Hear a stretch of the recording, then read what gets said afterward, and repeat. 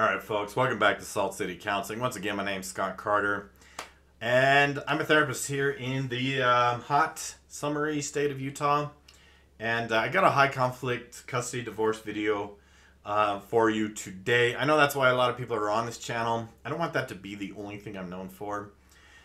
But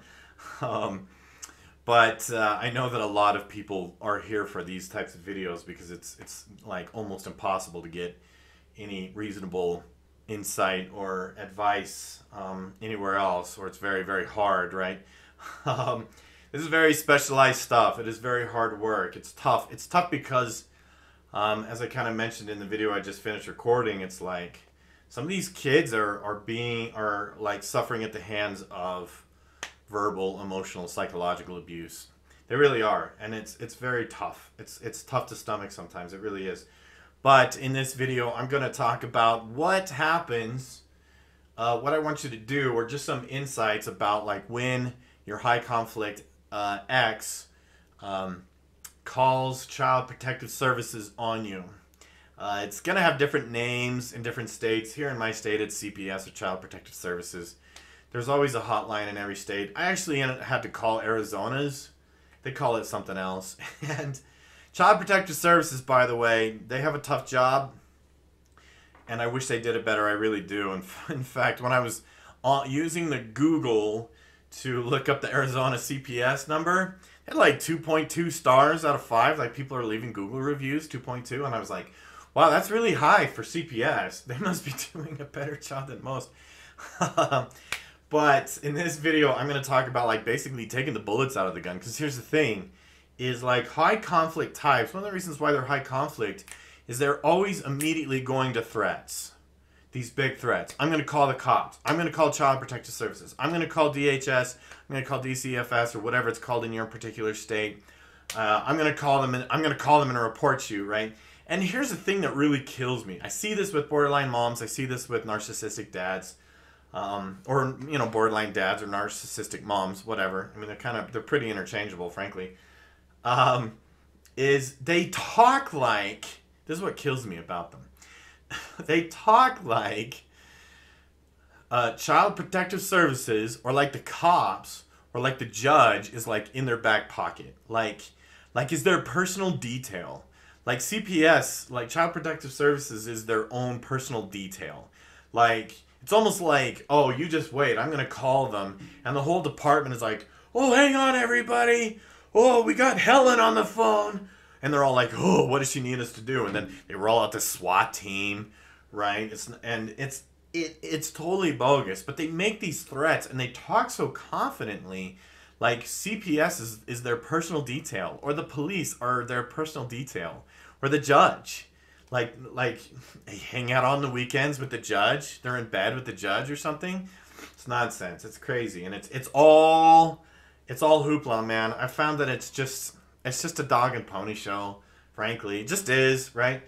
And so what I find, though, with apologetic parents, because they're so conflict avoidant, which I think is one of your mistakes, is where if you're afraid of conflict, then they weaponize that against you. And as long as they know that you're afraid of them calling CPS on you, they're going to use it, right? I'm going to call CPS. I'm going to call CPS. Well, I've been working with a client recently, and the high conflict ex actually did. And at first, the apologetic parents, because there's a step parent involved in this one too, they were mortified. They were like, oh, super scared. They were just like coming unglued. Oh, and they were so nervous.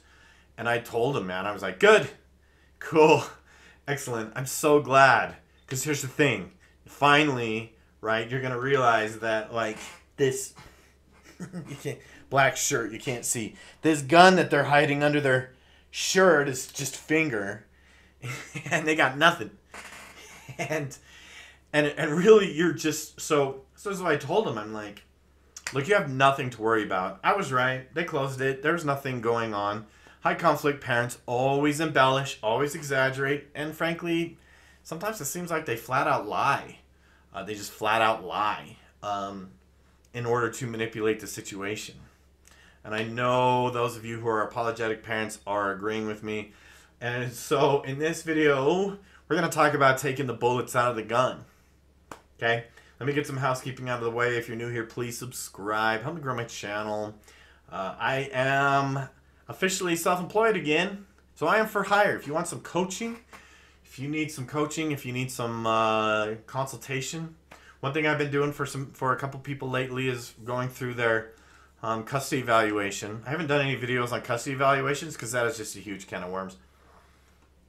I'll get to it soon, or later, maybe.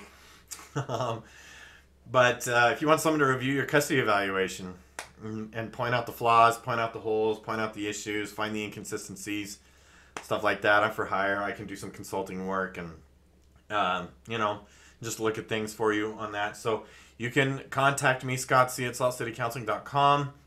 I know some people have tried to contact me through my website. It's having some issues. We'll get it fixed sooner or later. It's on the to-do list. So just email me directly. If you really like my content, please hit the tip jar. Cash App, Venmo, PayPal. All those are there. And if you have a viewer question, I love viewer questions. Please state it or word it in a clear manner. Some people just send me fragments. And it's like, I don't know what you mean by that, okay? So be very, very clear, please. scottc at saltcitycounseling.com. You can leave it in the comment section below, okay? So let's talk about taking the bullets out of the gun, okay? Because here's the thing. If they say, well, I'm going to call CPS, if you haven't done anything wrong, if you're not abusing your children, here's what you need to know. CPS, even though they do a poor job, they really are not in the business of pinning cases of child abuse against people who are not guilty of it.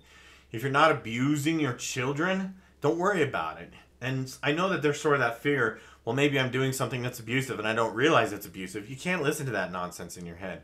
Do your best, right? And if you feel like you need to put your anger in check, then work on it.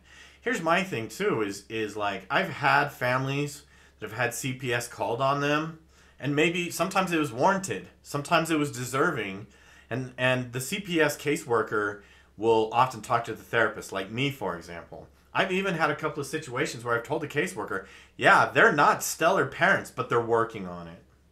And I know they're working on it. I'm glad they're working on it, and they're willing to work on it, and they're improving, and so I'm willing to vouch for them. And I do. And I do. Like the parent that goes to the therapist and says, hey, I'm not perfect, I need help. To me, I'll go to bat for that parent. I really will. Right? Even if they've done some things where it's like, okay, too far. I've had that happen. You know, probably shouldn't have choked him. No, you shouldn't have. But anyways, I kind of digress. But here's the thing. When CPS shows up and they go, there's nothing here, kid's fine. And they always interview the kid. They interview the kid alone. They give the kid an opportunity to disclose anything. They come and talk to people like me. To give them the most objective. Like I even had CPS call me because I had a mom trying to throw a dad under the bus, and I didn't help her with that. Like no, and is dad abusive? And I says no, but mom really wants me to think that he is. I'm always honest, okay? But once they leave, guess what? The bullets have been taken out of the fake gun. Now what? Now what are you gonna do, right? And this is just to me, this shows like, hey, look, these people are not at your beck and call, man. These people are not your personal security detail. They're not just waiting by the phone, waiting to just jump on whatever it is that you tell them to do. And I mentioned this in the last video I recorded. For some reason, it's so strange to me. Like high conflict borderline moms and narcissistic dads, they get it into their head somehow. The therapist, I know why. It's because they've done it before. The therapists are supposed to do exactly as they tell them. They're my supervisor. And granted, a lot of therapists, this is the truth, I'm just being honest, a lot of therapists, they are conflict avoidant. They try to be nice, agreeable people. And so, frankly, narcissistic types, borderline types, they really try to shop around for therapists that they can just order around. And when they don't get it out of me, they're profoundly unhappy. Profoundly unhappy. But don't be afraid of that, is what I'm trying to get at. Don't be afraid of them coming. In fact, I would welcome them. I'd be like, oh, I'm so glad you're here, because now we can get this nonsense out of the way. Because once they pull the trigger on that gun and that little flag comes out with a little banner that says bang on it, and you realize, oh, you got nothing. You got, right? So again, if you're not abusing your children, don't worry about it. If you're doing your best to do the right thing, don't worry about it. And once CPS investigates and leaves, well, cool. Now the bullets are kind of taken out of the gun. And so if they're like, well, I'm going to call the cops. Great. Good. Cool. Do that too. Okay. So don't be afraid is my point. Don't be afraid of that. It's not, trust me, CPS, it takes a lot for them to really do something. It really does. Trust me. Trust me on that one. So anyways, let me know your thoughts or your questions on that video. I got to get to the office, man. My new private practice office. So thanks for watching. Appreciate your viewership. We'll see you in the next one.